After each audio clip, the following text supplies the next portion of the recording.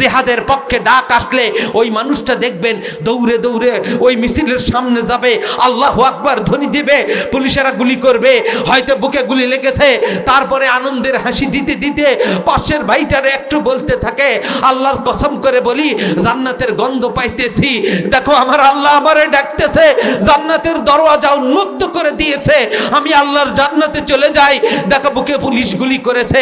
ওই দিন দেখেছিলাম সাতমাথাতে ছিলাম, ফজরের পরে পুলিশ কত গুলি করেছে, পাখির মতো মানুষের মারলো যারা জমিনের উপরে পড়ে যায়।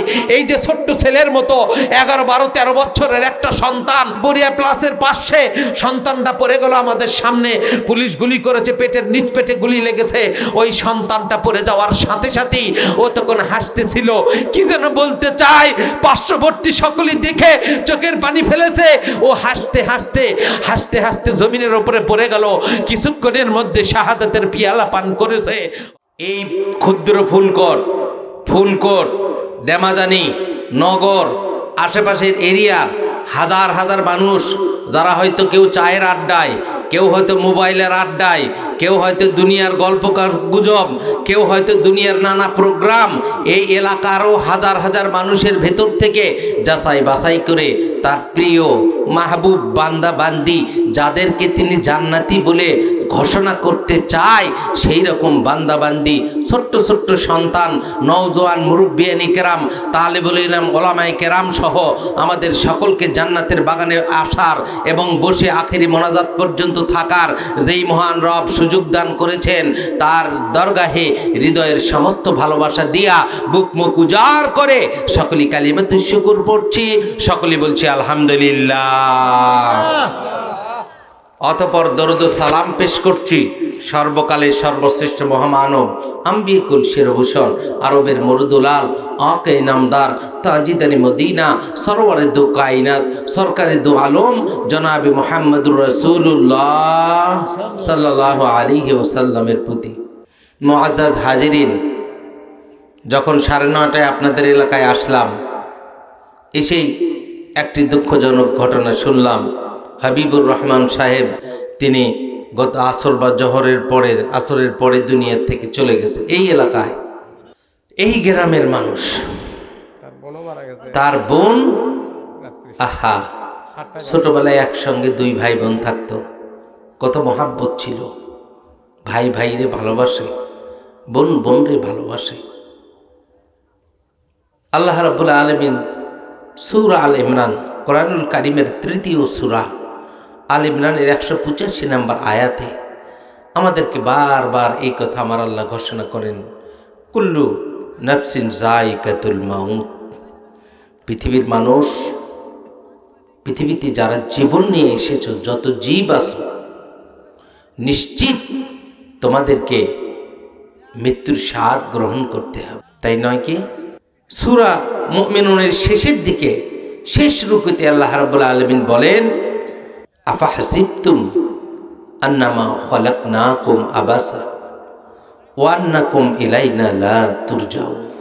বাবা গো, আমরা আল্লাহ সতর্ক করে দিয়ে আমাদেরকে একটা প্রশ্ন করেছেন, আফা হাসিবতুম আন্নামা খালাকনাকুম আবাসা। আচ্ছা, তোমরা কি জানো তোমাদের কি দুনিয়া থেকে আমি আল্লাহ এমনি এমনি পাঠিয়েছি? আফা হাসিবতুম আন্নামা খালাকনাকুম আবাসা ওয়া আন্নাকুম ইলাইনা লা তুরজাউন। তোমাদের কি আমার কাছে ফিরে আসতে হবে না? আমরা আল্লাহ প্রশ্ন করলেন। আবার সূরা মুলকের 2 নম্বর আয়াতে আল্লাহ বলেন, আল্লাযী খালাকাল মাউতা ওয়াল হায়াতা লিয়াবলুয়াকুম আইয়ুকুম আহসানু আমালা। গোটা বিশ্বের মানুষে যিনি সৃষ্টি করেছেন, আল্লাযী খালাকাল মাউতা ওয়াল হায়াতা, যিনি সৃষ্টি করেছেন মৃত্যু এরপরে হায়াত। আপনারা বিভ্রান্ত হবেন না। একটা মৃত্যুর সংবাদ শোনার কারণে 10-15টা মিনিট আমাদেরকে এই আলোচনা করে আমি কিন্তু আমার মূল আলোচনায় ফিরে যাব, কারণ আমি তো সূরা তওবার 111 নম্বর আয়াত তেলাওয়াত করেছি, তাই না? এই কথাটুকু আমাদের সকলের জানা দরকার। দুনিয়াতে আসলাম, কোথায় থেকে আসলাম, এখন কোথায় আছি, আমার গন্তব্যটা কোথায়? আর শেষ গন্তব্যটা আমাদের কোথায় বলুন তো? এই কথা কি আমাদের জানতে মনে চায় না? বোঝেননি বিষয়টা? ঢাকায় যাচ্ছেন, সিরাজগঞ্জে একটু চা খাওয়ার জন্য, নাস্তা করার জন্য গাড়ি দাঁড় হলো। আপনি সিরাজগঞ্জে যাইয়া যদি বুঝলেন যে এটাই আমার বাড়ি, তাহলে বলুন তো আশেপাশের লোককে আপনাকে সুস্থ মানুষ বলবে না অসুস্থ মানুষ বলবে বলেন? ঠিক এমনি আমরা একটি সফরে হালতে এসে, আমরা কিন্তু সকলে ছিলাম আলমে আরহা, রুহের জগতে। কোথায় ছিলাম? রুহের জগতে।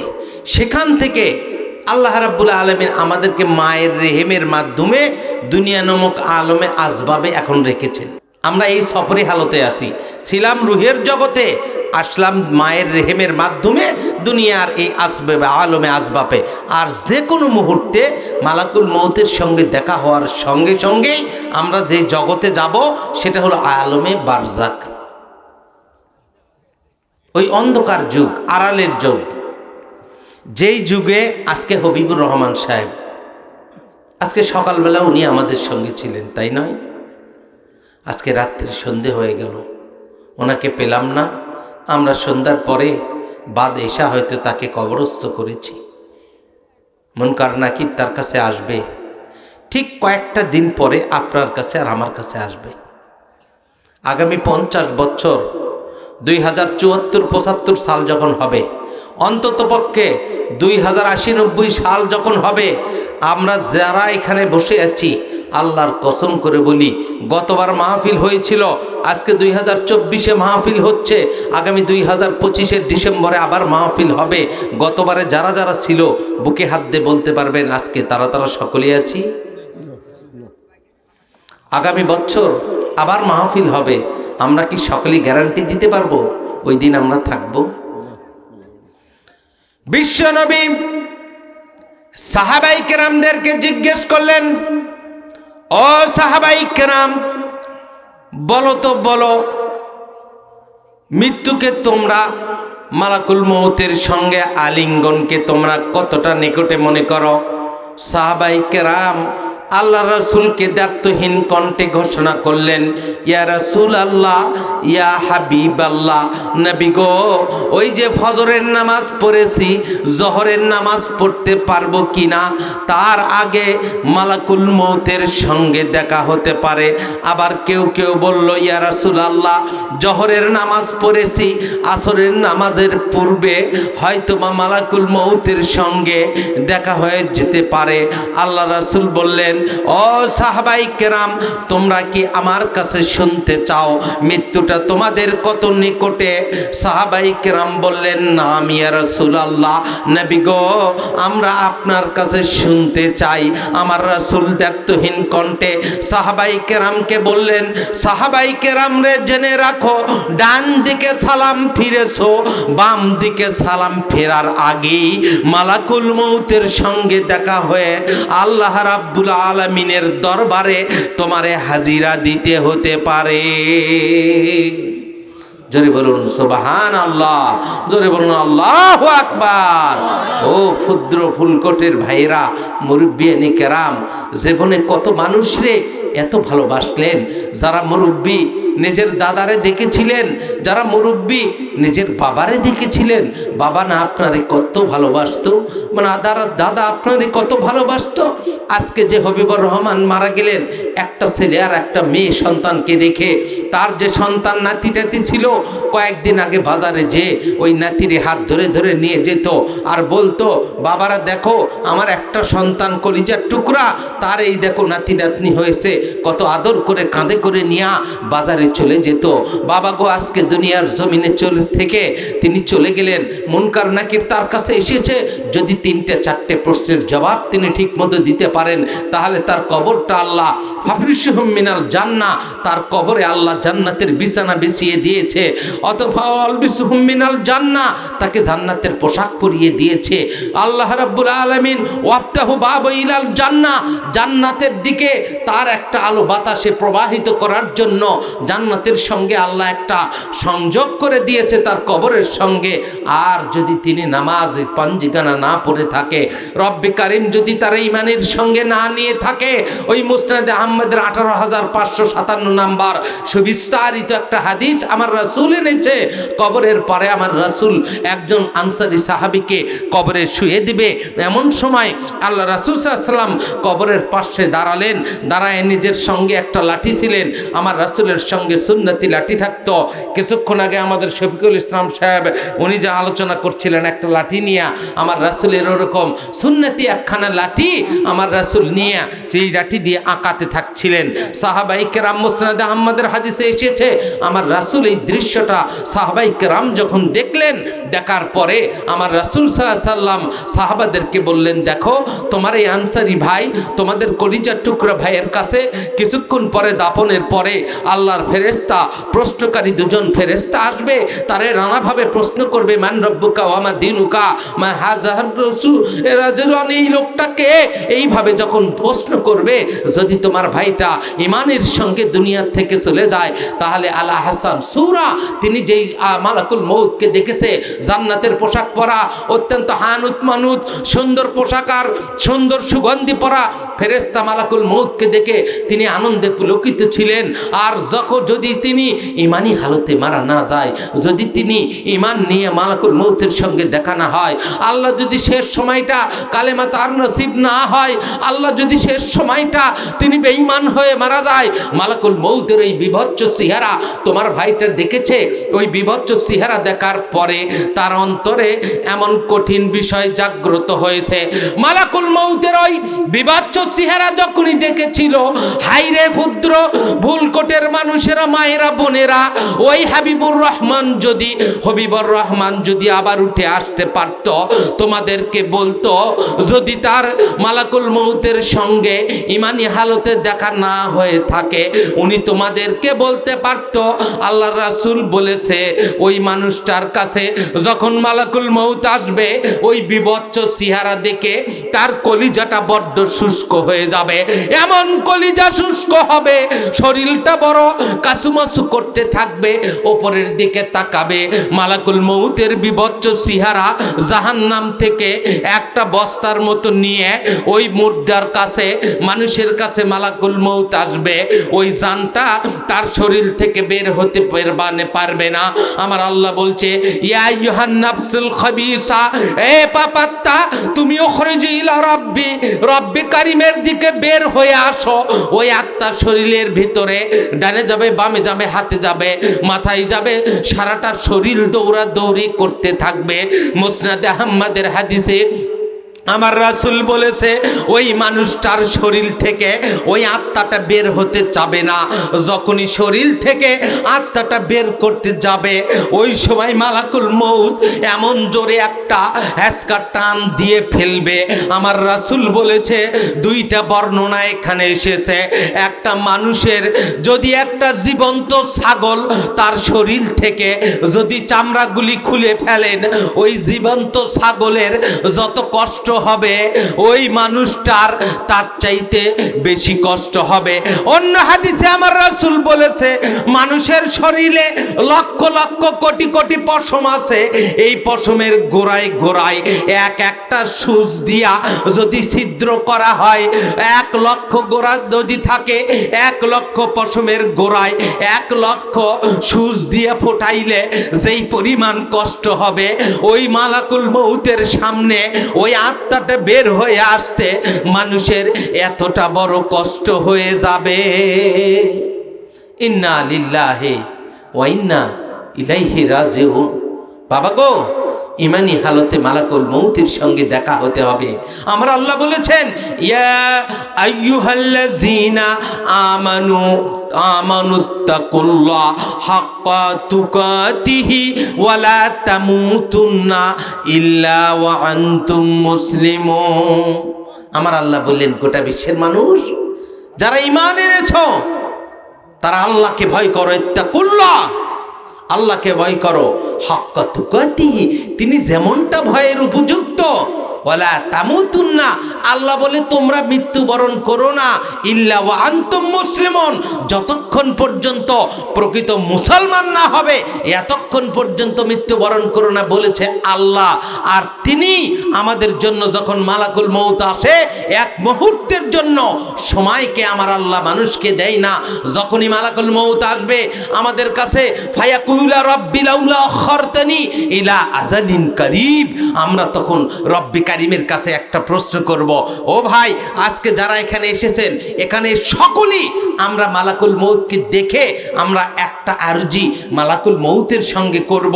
সূরা মুনাফিকুনের 10 নম্বর আয়াত, এর আগে বলেছি সূরা মুমিনুনের, আর এবার হলো সূরা মুনাফিকুনের এই 10 নম্বর 11 নম্বর আয়াতে আমার আল্লাহ সুস্পষ্ট করে বলেছেন, ফায়াকুলা রব্বি লাউলা আখারতানি ইলা আজালিন কারীব। ওই মালাকুল মউতকে যখন আমরা দেখতে পাবো, মালাকুল মউত যখন আমাদের কাছে আসবে, ওই দৃশ্য যখন দেখব, ওই চেহারা দেখে আপনার আর আমার কলিজা শুষ্ক হয়ে যাবে। আমার রাসূল বলেছে ওই মানুষের কলিজা এমন ভাবে শুষ্ক হবে, তার হৃদয়টা, তার কলিজাটা এত শুষ্ক হবে, 7 সমুদ্র 13 নদীর পানি যদি আপনার কলিজায় ঢেলে দেওয়া হয়, ওই সময় ওই মানুষের কলিজা পরিতৃপ্ত হবে না। মালাকুল মউতকে দেখেছে, দেখার পরে আমিও একটা অনুনয় বিনয় করব আল্লাহর কাছে, আপনিও একটা অনুনয় বিনয় করবেন। সকলে আমরা মালাকুল মউতের সঙ্গে দেখা হওয়ার সঙ্গেই আল্লাহর কাছে বলবো, রব্বুল আলামিন আনার রহমান, তুমি তো আনতার রহমান, তুমি তো হলে রহমান, তুমি তো হলে আনতা আউয়ালুর রহিম, তুমি তো হলে আউয়ালুল আউয়ালিন, আনতা আউয়ালুল আউয়ালিন, আনতা আখিরুল আখিরিন। রব্বুল আলামিন তুমি তো সর্বশেষ, তুমি তো সবার শুরু। ইয়া রব্বুল আলামিন তুমি তো রহমানুর রহিম, আমারে সৃষ্টি করেছো, মাটির মানুষ রে তুমি এত আদর করে সৃষ্টি করেছো। ওয়ালাকাদ কাররামনা বনি আদম ওয়া হামালনাহু ফিল বাররি ওয়াল বাহরি। রব্বুল আলামিন তুমি আমারে এত সম্মানিত করে দুনিয়ার জমিনে পাঠাইছো। ওই যে মালাকুল মউত আমার সামনে দেখতে পাচ্ছি, এখন তোমার কাছে আমি তোমার এই আদরের মাটির মানুষ, আমি একটু তোমার কাছে অনুনয় বিনয় করে আমি তোমার কাছে কিছু চাইব। ফায়াকুলা রব্বি লাউলা আখারতানি ইলা আজালিন কারীব ফাআসাদ্দাকা ওয়া আকুম মিনাস সালিহিন ওয়ালা ইউআখিরুল্লাহু নাফসান ইজা জাআ আজালুহা ওয়াল্লাহু খাবীরুম বিমা তা'মালুন। জোরে বলুন আল্লাহু আকবার। আমার বাবারা আপনিও বলবেন, আমিও বলবো, মালাকুল মউত যখন সামনে আসবে গোটা বিশ্বের সমস্ত মানুষেরাই এই কথা বলবো। ডানে যখন তাকাবো, আদরের সন্তান বাবার মুখের দিকে তাকিয়ে আছে, বাবার মুখ দিয়ে শব্দ বের হয় না, বাবা শুধু এরকম শব্দ করছে, ঘরঘরি শব্দ বুকে শুরু হয়েছে। যদি মৃত্যুর সামনে কোনোদিন বসে থাকেন আপনারা দেখতে পাবেন, মালাকুল মউতকে যখন দেখে এই বুকের কাছে, গলার কাছে একটা ঘরঘরি শব্দ হয়, ওই সময় নিজের সন্তান হাউমাউ করে বাবার মুখের দিকে তাকায়, বাবার মুখের উপরে পড়ে, বাবারে বারবার বলে, আব্বা সারাটা জীবন তোমারে ভালোবেসেছি, তুমি আমারে এত আদর করেছো, ছোট্টবেলায় যখন আমি বুঝতে শুরু করেছি তোমারে আমি এত ভালোবেসেছি, তোমার আমি একখানা সন্তান ছিলাম, জীবনে তোমারে এত মোহাব্বত করেছি, তুমি যখন হাট থেকে আসতা আমার জন্য মিষ্টান্ন না নিয়া কখনোই বাড়িতে ফিরতা না, হাট থেকে হয়তো অর্ধেক রাস্তায় এসেছো, বড় ব্যস্ততার কারণে আমার জন্য চকলেট আর চিপস আর মিষ্টি নিয়ে আসতে পারো নাই, আবার হেঁটে হেঁটে ঘুরে আবার হাটে যাও, আমার জন্য এত আদরের জিনিস, এত মোহাব্বতের ভালোবাসার জিনিস এত আমারে দিলা, আজকে তোমার মুখে পড়ে আমি এত ডাকি, তুমি কেন আমারে ডাকের সাড়া দাও না? সন্তান ডানে পড়ে, মেয়েটা বারবার বাবার কোলে ঝাঁপ দিয়ে পড়ে, যেদিন আমি স্বামীর ঘরে যাই তুমি না কাঁদতে কাঁদতে বেহুশ হয়ে চলেছিলা, তোমার বেহুশ অবস্থায় আমি টানিয়ে সে টেনে হেসড়ে স্বামীর ঘরে আমারে নিয়েছিল, বাবা তুমি আজকে কেন কথা বলো না? আমি তোমারে বড্ড বড্ড ভালোবাসি, এক মুহূর্তের জন্য হলেও আমার ডাকের জবাব দাও।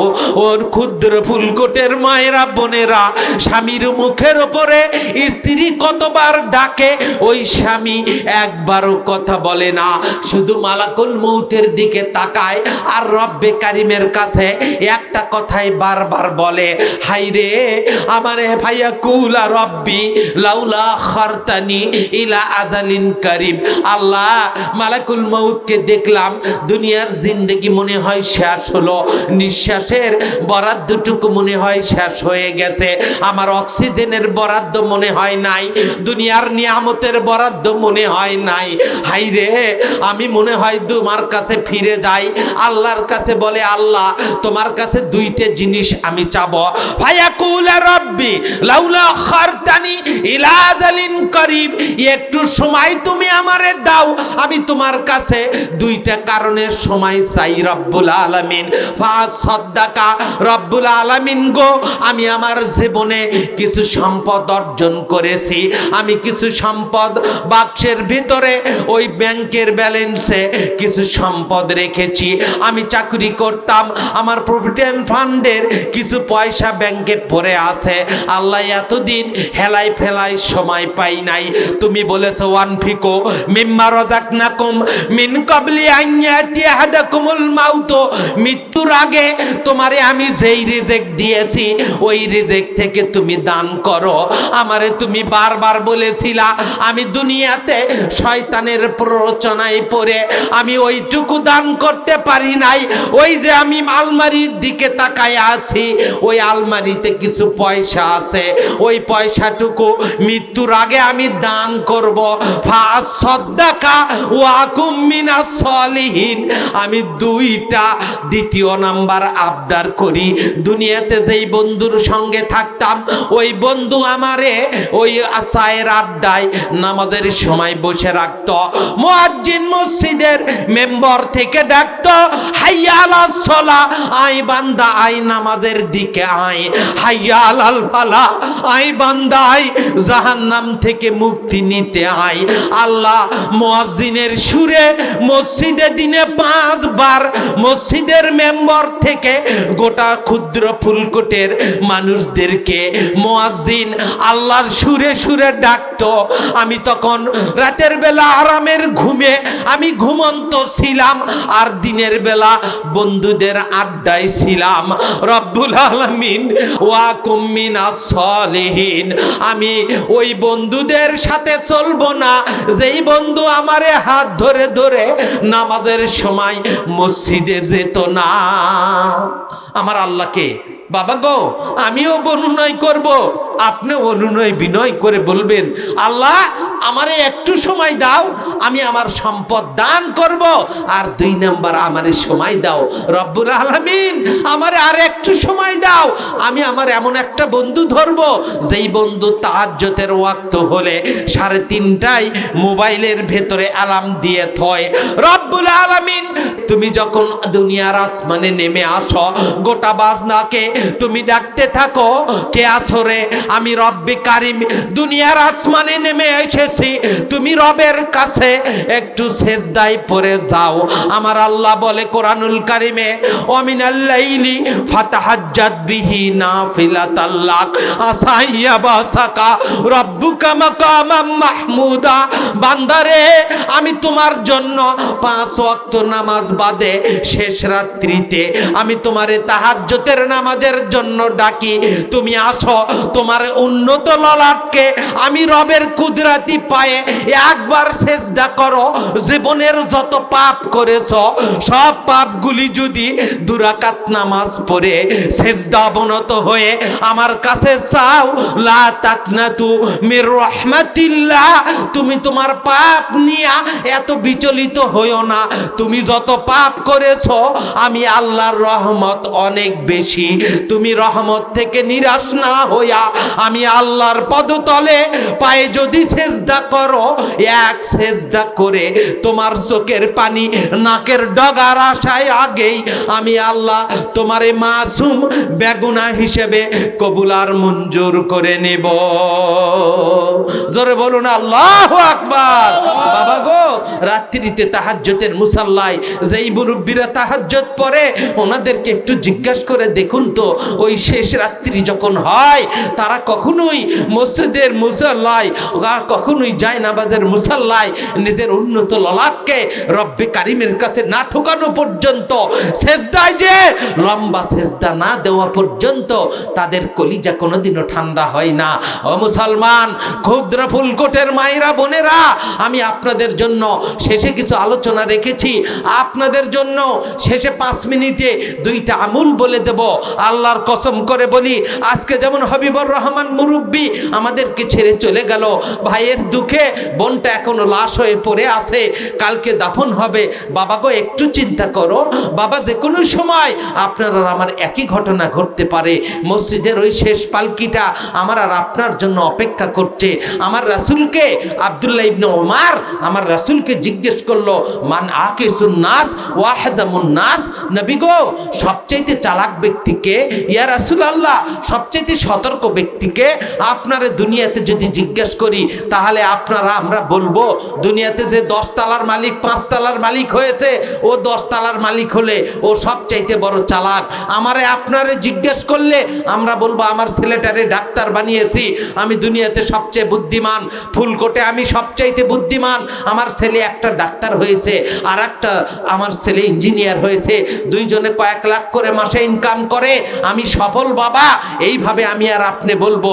কিন্তু আমার রাসূল সাল্লাল্লাহু আলাইহি সাল্লামের সাহাবায়ে কেরাম যখন জিজ্ঞেস করলেন মানা কিসুন নাস ওয়া হাজামুন নাস, নবী গো সবচাইতে চালাক ব্যক্তি, সবচাইতে সতর্ক ব্যক্তি কে?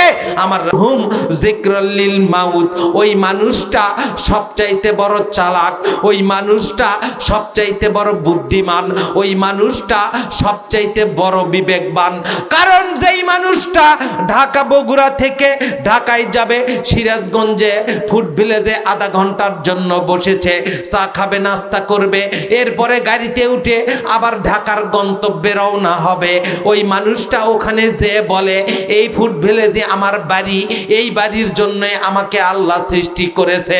বলুন তো ওই মানুষ যেমন বোকা, আমি আর আপনি এতটাই বোকার স্বর্গে বাস করছি বাবা গো। দুনিয়ার জীবনটা পেয়ে আমরা বড় বিচলিত হয়েছি। যে আয়াতটা তেলাওয়াত করেছিলাম, আল্লাহ বলেছে কুল্লু নাফসিন যায়িকাতুল মাউত, এই আয়াতের মাঝামাঝিতে আমার আল্লাহ বলেছেন ফামান যুহজিহা আনিন নার, যাদেরকে জাহান্নাম থেকে মুক্ত করা হলো, ওয়া উদখিলাল জান্নাহ, যাদেরকে জান্নাতে প্রবেশ করা হলো, ওই মানুষটাই সবচাইতে বড় সফল কাম। আর ওই মানুষটা সবচাইতে বড় সফল কাম যেই মানুষটা দিনরাত 24 ঘন্টা ফজরের নামাজ পড়েছে, মনে মনে ধারণা করে জোহরের আজান মুয়াজ্জিন দেবে, ওর আগেই আমার মালাকুল মউতের সঙ্গে দেখা হবে।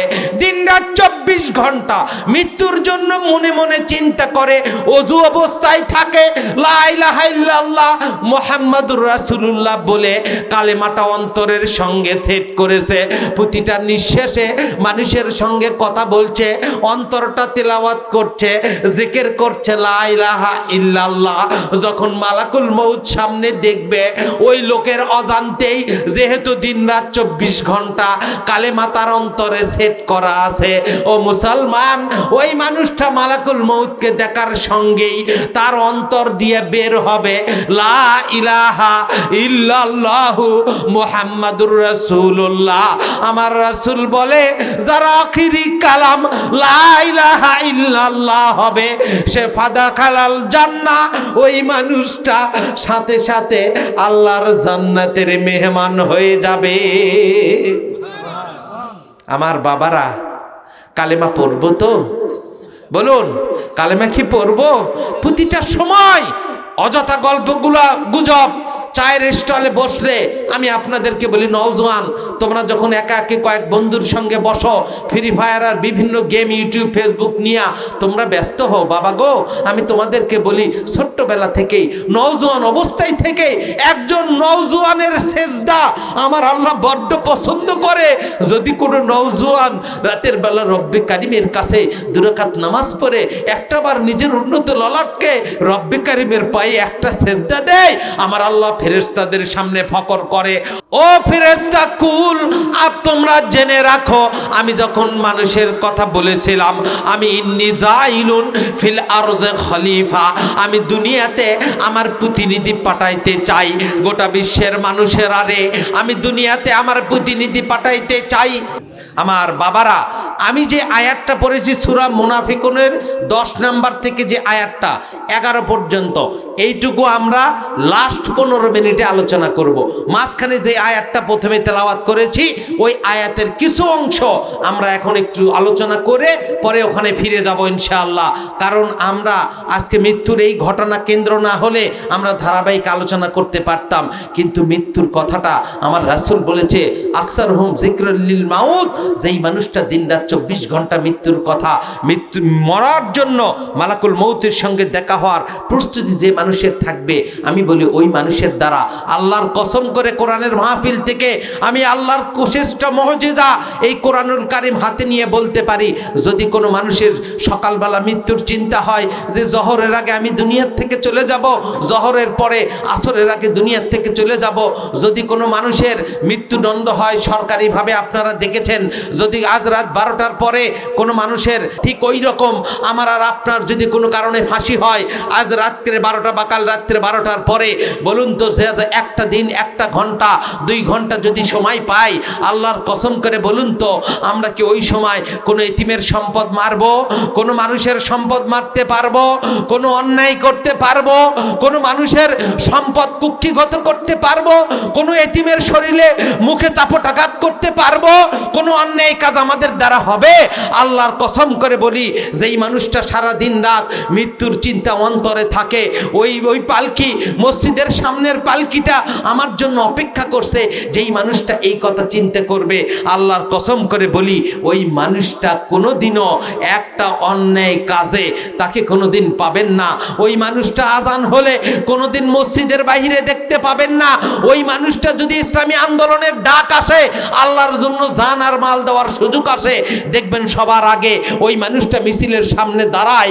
গত কয়েক বছর আগে আল্লামা সাঈদীকে যখন ফাঁসির ওয়ার্ডার সরকার দিয়েছিল, বাংলাদেশ তথা বগুড়ার মানুষেরা, বিশেষ করে শাহজাহানপুরের মানুষেরা, আবাল বৃদ্ধ বনিতা বগুড়া শহরে দেখেছি ওই রাত্রে তাহাজ্জুদের সময় আমি বউবাজার বাসার থেকে দাঁড়িয়ে উঠে পড়েছিলাম। মানুষ বলেছে সাঈদীকে চাঁদে দেখা গেছে, মানুষেরা পাগল হয়ে গেছে। আল্লাহর ওলামায়ে কিরামদেরকে এত ভালোবাসে, দৌড়ে দৌড়ে বাড়ি থেকে বের হয়ে গেছে। পুলিশ মুহুর্মুহু গুলি করেছিল, আপনাদের মনে আছে? যাতে দেখা যাক কি যাক জানি না, আমার রাসূল বলেছে আল মারউ মা মান আহাব্বা, দুনিয়ায় যে যারে ভালোবাসবে কাল কিয়ামতে তার সঙ্গে দেখা হবে, তার সঙ্গে হাত ধরাধরি। আল্লাহর জান্নাত যদি শেষ ফয়সালা হয় আল্লাহর জান্নাতে যাবে। এই হাদিসটা বললে সময় লাগবে।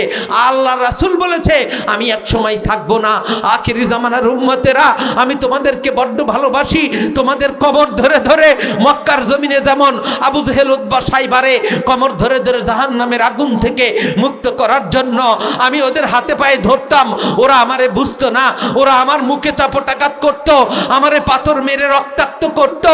এরকম আমি আখিরি জামানার পয়গম্বর তোমাদেরকে বলি, আখিরি জামানার একটা সময় আসবে যখন তোমাদেরকে দিনের পথে ডাকবে, মানুষ যখন কোরআনের পথে ডাকবে, ওই পাগলেরা দৌড়ে দৌড়ে মিছিলের সামনে যাবে, রব্বি কারীমের তাকবীর পড়তে পড়তে।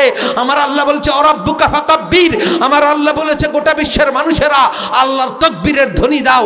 এইভাবে দিতে দিতে আল্লাহর দিনের জিহাদের পক্ষে ডাক আসলে ওই মানুষটা দেখবেন দৌড়ে দৌড়ে ওই মিছিলের সামনে যাবে, আল্লাহু আকবার ধ্বনি দিবে, পুলিশেরা গুলি করবে, হয়তো বুকে গুলি লেগেছে, তারপরে আনন্দের হাসি দিতে দিতে পাশের ভাইটারে একটু বলতে থাকে আল্লাহর কসম করে বলি জান্নাতের গন্ধ পাইতেছি, দেখো আমার আল্লাহ আমারে ডাকতেছে, জান্নাতের দরওয়াজা উন্মুক্ত করে দিয়েছে, আমি আল্লাহর জান্নাতে চলে যাই। দেখো বুকে পুলিশ গুলি করেছে।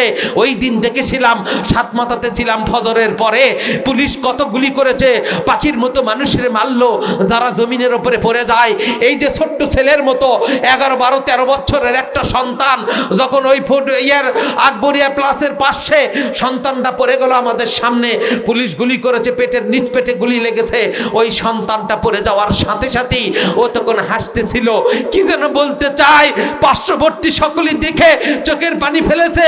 ও হাসতে হাসতে, ওই ছেলেটার বাড়ি ছিল কাগুইল ইউনিয়নে, হাসতে হাসতে জমিনের উপরে পড়ে গেল। কিছুক্ষণের মধ্যে শাহাদাতের পিয়ালা পান করেছে। ও মুসলমান, যেই আয়াতটা তেলাওয়াত করেছি, ইন্নাল্লাহা আশতারা মিনাল মুমিনিনা আনফুসাহুম ওয়া আমওয়ালাহুম বিআন্না লাহুমুল জান্নাহ, আল্লাহর জান্নাত বিক্রি করেছে আল্লাহ। জান আর বিনিময়ে, মালের বিনিময়ে যারা আল্লাহর জান্নাত কিনে নিয়েছে, আল্লাহ বলেছে আমি তাদের জন্য কাছে জান্নাত বিক্রি করেছি। যারা জানও দিয়েছে, মালও দিয়েছে, তাদের কর্মসূচি হলো ইউকাতিলুনা ফি সাবিলিল্লাহ, ওরা আল্লাহর পথে জান আর মাল দিয়ে জিহাদ করে, এমন ভাবে জিহাদ করে, ইউকাতিলুনা ফি সাবিলিল্লাহ, আল্লাহর পথে জিহাদ করে, ফায়াকতুলুনা, ওরা মারে, ফায়াকতুলুনা ওয়ায়াকতালুনা, ওরা মারে আবার মরে। এই কথা আমার আল্লাহ সূরা তওবার 111 নম্বর আয়াতে ঘোষণা করলেন। আমার বাবারা, জান্নাত পাওয়ার জন্য আজকের এই ঈদগাহ মাঠের কোরআনের মাহফিল, বাংলাদেশে আজকে হাজার হাজার মাহফিল এই দিনে হচ্ছে, আগামী কালকেও মাহফিল হবে। আপনাদেরকে ডেকে ডেকে এত রাত্রি শীতের মধ্যে কেন বসে রাখে? দুইটা কারণে। একটা হলো যতক্ষণ পর্যন্ত এই মাহফিলে থাকবেন, প্রতিটা মিনিট, প্রতিটা সেকেন্ড নওজোয়ান তোমাদের জন্য জিহাদ হিসেবে আল্লাহর দরবারে কবুল আর মঞ্জুর হতে পারে। এই আখিরি মোনাজাতে আমরা যা বলবো আমার রব্বি কারীম তাহাজ্জুদের সময় ওটা কবুল করে নেবে। এটা তো দুনিয়া এবং আখিরাত। সর্বশেষ হলো এই মাহফিলে বসে থাকার যতক্ষণ সময়, এই সময়ের বদৌলতে আমার আল্লাহ জান্নাতের উচ্চ মাকাম আমারে আপনারে দান করবে। সকলে বলুন আল্লাহু আকবার, সকলে বলুন ইনশাআল্লাহ। আর 3 নাম্বার হলো, এখান থেকে যে মেসেজটা নেব, এটা হলো আমরা এসেছি, আদম আলাইহিস সালাতু সালাম ছিল জান্নাতে, আল্লাহ যেন আমাদেরকে ওয়াতাসু বিহাবলিল্লাহি জামিয়া ওয়ালা তাফাররাকু, আমরা বিভক্ত না হয়ে আল্লাহর রজ্জুকে শক্ত করে ধরবো। আল্লাহ আমাদেরকে হাবল ধরে ধরে আবার ওই জান্নাতে নিয়ে যাবে।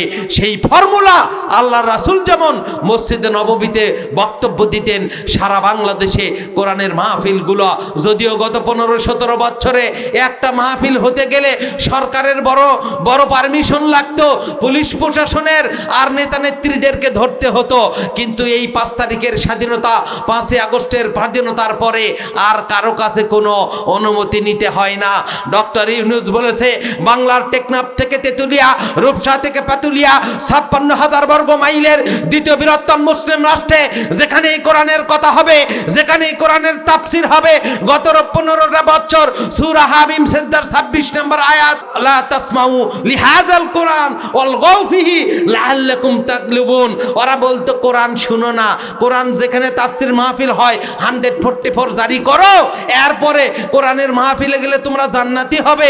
আবু জেহেলও জান্নাতি হতে চায় না, আর শয়তানও জান্নাতি বানাইতে চায় না। ইবলিস বড় কষ্ট পায় যখন একজন মানুষ ফজরের জামাতে যায়, এত কষ্ট করে দুনিয়ার কেউ কষ্ট পায় না, ইবলিসের অন্তরে বড় কষ্ট হয়, চেষ্টা করে বিছানার থেকে না তোলার জন্য। ওই ইবলিস আবার প্ল্যান করে এদেরকে পরামর্শ দিত যে যদি বাংলার মানুষেরা কোরআনের মাহফিলে যায় ওরা হেদায়েত হয়ে জান্নাতে যাবে। ইবলিস কি কাম করবে? এই জন্য ইবলিস তার প্রতিনিধি দিয়া 15 বছর বড় কষ্ট দিল, কিন্তু আজ তো আর কোনো পরামর্শ নেওয়া লাগে না, কারো অনুমতি নেওয়া লাগে না। চিৎকার করে বলুন ঠিক কিনা? আজকে কোরআনের কথা দায়িত্বহীন কণ্ঠে বাংলায় চলবে। আর আমার আল্লাহ বলছে, তুইজ্জু মান তাশাউ ওয়া তুযিল্লু মান তাশাউ, যদি রব্বি কারীমের সাথে ভালো আচরণ করো আল্লাহ তোমারে সম্মানিত করবে, আর যদি খারাপ আচরণ করো 70,000 কোটি টাকার মালিক হলেও। কিছুক্ষণ আগে আমার এই যে শফিকুল ইসলাম সাহেব বলেছেন, সালমান এফ রহমান 2-3টে হেলিকপ্টারের মালিক, যারি চেষে নৌকায় বসে থেকে এরকম পরিস্থিতি হবে। আপনাদের চোখের সামনে দেখে দেখেছেন। টাকলু মুরাদের কথা অনেকের মনে আছে, লতিফ সিদ্দিকের কথা মনে আছে, হজের ব্যাপারে কথা বলেছিল। টাকলু মুরাদ বলেছিল ওলামাদেরকে আমি দেখে নেব। কয়েকদিন পরে টাকলুর বাংলাদেশে থাকার অবস্থা নাই, তার স্ত্রী তাকে ছেড়ে দিয়েছে, সন্তান তাকে ছেড়ে দিয়েছিল, মার কাছে এসে বাকি জীবনটা থাকলো।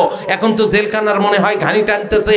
আমি আপনাদেরকে যেই কথা বলতেছিলাম, এই কোরআনের মাহফিলে আসার উদ্দেশ্য হলো আমাদেরকে জান্নাতি করা, আমরা যাতে আবার জান্নাতে ফিরে যেতে পারি। জান্নাতে ফিরে যাওয়ার জন্য সূরা এই তওবার 111 নম্বর আয়াতে আল্লাহ দুইটা কর্মসূচি দিয়েছে। একটা কর্মসূচি হলো ইন্নাল্লাহা আশতারা মিনাল মুমিনিনা আনফুসাহুম ওয়া আমওয়ালাহুম বিআন্না লাহুমুল জান্নাহ। আল্লাহ বলেছে আমি জান আর মালের বিনিময়ে আমি জান্নাত বিক্রি করে দিয়েছি। চিৎকার করে বলুন আল্লাহু আকবার।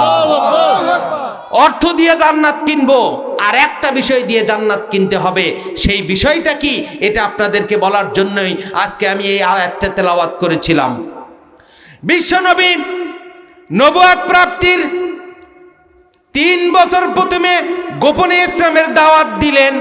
ওই সময় যখন বিশ্বনবী নবুয়ত প্রাপ্তির পরে সর্বপ্রথম নারীদের ভেতরে, পুরুষদের ভেতরে আম্মাজান খাদিজাতুল কুবরা আত-তাহেরার কাছে আমার রাসূল যে বলে, খাদিজা রে, আল্লাহ রাব্বুল আলামিন আমারে নবুয়ত দিয়েছে হীরা গুহায়। পরপর 3 বছরে আমি ইতিকাফ করার পরে আমার আল্লাহ আমারে নবুয়ত দিয়েছে। খাদিজা, তুমি কি আমার উপরে ঈমান, আল্লাহর উপরে ঈমান আনতে পারো? খাদিজাতুল কুবরা তাহেরা বললেন, ইয়া রাব্বুল আলামিন, আল্লাহ রাব্বুল আলামিন আপনারে আখিরি জামানার পয়গম্বর করে পাঠিয়েছে। আমি আপনারে গত 15টি বছর আপনার ভেতর বাইর সব দেখেছি। আমি তো স্ত্রী, কোনো মানুষের যদি ভেতরের চরিত্র দেখতে হয় তার স্ত্রীকে জিজ্ঞাসা করতে হবে। তার চরিত্র আখলাক সম্পর্কে সবচাইতে বেশি জানতে পারবে স্ত্রী, এরপরে অন্য মানুষেরা জানবে। খাদিজাতুল কুবরা আমার রাসূলকে বললেন, ইয়া রাসূলুল্লাহ, আমার আল্লাহ আপনারে নবুয়ত দিয়েছে, আখিরি জামানার পয়গম্বর হিসেবে পাঠিয়ে দিয়েছে। গত 15টি বছর আমি আপনার ভেতরের বাহিরের চরিত্র দেখেছি। ইয়া নবী আল্লাহ, ইয়া হাবিব আল্লাহ, আপনারে বড্ড আমি ভালোবাসি। আপনার চারিত্রিক গুণাবলী আমার কাছে প্রস্ফুটিত হয়েছে। এই চরিত্র আখিরি জামানার পয়গম্বরের যেই চরিত্র হওয়ার মতো, ওই রকম চরিত্র আমার আল্লাহ আপনারে দান করেছে। জোরে বলুন আল্লাহু আকবার। খাদিজাতুল কুবরা তাহেরা ইসলাম কবুল করলেন। এরপরে হযরত আবু বকর রাদিয়াল্লাহু তাআলা আনহু, আমার রাসূলের শ্রেষ্ঠ বন্ধুর ভিতরে শ্রেষ্ঠ বন্ধু, শ্রেষ্ঠ সহপাঠী, শ্রেষ্ঠ সহযোদ্ধা, শ্রেষ্ঠ ব্যক্তি, তৎকালীন আরবের মাটিতে সবচেয়ে শ্রেষ্ঠ প্রিয় বন্ধু হযরতে আবু বকর রাদিয়াল্লাহু তাআলা আনহু, তিনি তখনও ইসলাম কবুল করে নাই। সকালবেলা হযরতে আবু বকর রাদিয়াল্লাহু তাআলা আনহুর হাত ধরে আমার রাসূল তারে বললেন, আবু বকর, আজ যতদিন হলো বুদ্ধি হয়েছে আমরা মক্কার আরবের মাটিতে ডানে বামে আমরা দুইজনে ঘুরি। আমাদের বন্ধুত্ব সেই ছোট্টবেলা থেকে। আবু বকর, রব্বে কারীম আমারে তার আলো দান করেছেন। আখিরি জামানার পয়গম্বর হিসেবে আমার রব ওই হীরা গুহাতে আমারে নবুয়ত প্রাপ্তির পরে আমারে নবুয়তের দায়িত্ব আমার গ্রহণ করেছে। আবু বকর, তুমি কি লাত মানাত উজ্জা হবল 360টি মূর্তি, এই 360টি মূর্তির পূজা ত্যাগ করে আমি আখিরি জামানার পয়গম্বর হিসেবে আমি তোমার কাছে অনুনয় বিনয় করে আব্দি জানাই। হযরত আবু বকর বলে, ও মুহাম্মদ বিন আব্দুল্লাহ, আমার মনে হতো গত 20, 25, 30 বছর আমি আপনার ভেতর বাহিরের চারিত্রিক সকল গুণাবলী দেখেছি। আপনার চরিত্রের ব্যাপারে আল্লাহ রাব্বুল আলামিন যদি আখিরি জামানার পয়গম্বর হিসেবে ঘোষণা করে, আমার আল্লাহ ঘোষণা করেছেন সূরা কলামের 4 নম্বর আয়াতে, ওয়া ইন্নাকা লাআলা খুলুকিন আযীম, সবচাইতে আযীম চরিত্র, উন্নত চরিত্র, সবচাইতে সুন্দর চরিত্র, সুন্দর আখলাক, সবচাইতে মাধুর্যপূর্ণ চরিত্র। মক্কার তৎকালীন নবুয়ত প্রাপ্তির পূর্বেও সমস্ত সাহাবাই, সমস্ত মক্কার আরবের মানুষেরা যারে আল আমিন হিসেবে জানে, সমস্ত মানুষেরা নিজেদের সম্পদ অকপটে ওই ব্যাংকের মতো আখিরি জামানার পাইগাম্বার মুহাম্মদ বিন আব্দুল্লাহকে নবুয়ত প্রাপ্তির পূর্বেই তার কাছে দিয়ে রাখত।